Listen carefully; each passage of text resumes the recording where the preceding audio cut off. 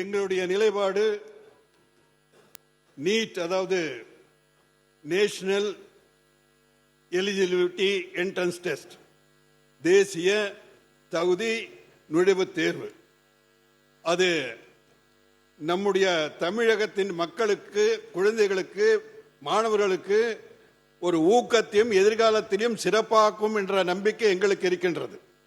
ஏன்னா இப்போ கடந்த இந்த தேர்விலேயே பல்லடத்தில் ஒரே தமிழ் பள்ளியில் 10 மாணவர்கள் நீட் தேர்வில் வெற்றி பெற்றிருக்கிறார்கள். அந்த மாவட்டத்தில் 141 பேர் செஞ்சிருக்கிறாங்க. அதனால நம்ம அவங்களுக்கு இப்போ நீங்க சொல்ற இந்த பயிற்சி முகாம் எல்லாம் சொல்றீங்க, பயிற்சி முகாமை ஏன் அரசு நடத்தக்கூடாது?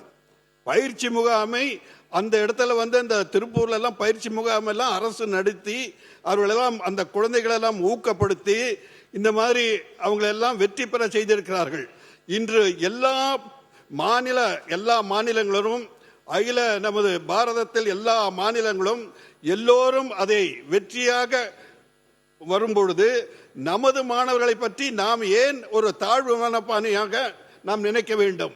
அவர்களையும் ஊக்கப்படுத்தி அவர்களும் நீட், ஏன்னா நம்ம குழந்தைகள் அறிவுஜீவிகள், தமிழக மாணவர்கள் எல்லாம் ரொம்ப ஒன்றும் கம்மி இல்லை, அவங்களும் சிறப்பாக செய்யக்கூடியவர்கள். ஆகவே அவர்களுக்கு ஒரு தரமான நல்ல கல்வியை கொடுத்து அவர்களுக்கும் இந்த பயிற்சி மையங்கள் எல்லாம், ஏன்னா தனியார் மருத்துவ கல்லூரிகள் எல்லாம் பணம் பண்ணுகின்ற ஒரு தொழிலாக இதை பயன்படுத்தி விடக்கூடாது. ஆகவே பணம் படைத்தவர்கள் எல்லாம் அந்த MBBS எல்லாம் போய் சேர்ந்துட முடியும். பணம் இல்லாதவர்கள், ஏழை குழந்தைகள் எங்க போவாங்க?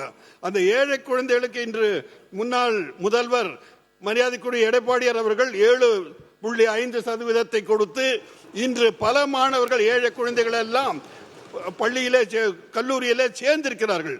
இது மாதிரி ஒரு புதிய திட்டத்தை, நமது மாணவர்களுக்கு உபயோகமான திட்டத்தை, அவர்களை உற்சாகப்படுத்துகின்ற திட்டத்தை என்ன என்று நீங்கள் சிந்தித்து அந்த முறையிலே நீங்கள் செய்தால் நல்லது என்ற எண்ணத்தை தெரிவித்து, இது எங்களுக்கு உடன்படாது என்றதனால் இதை நான் இந்த வாக்களிப்பில் கலந்து கொள்ளாமல் வெளிநடப்பு நடத்துகின்றேன்.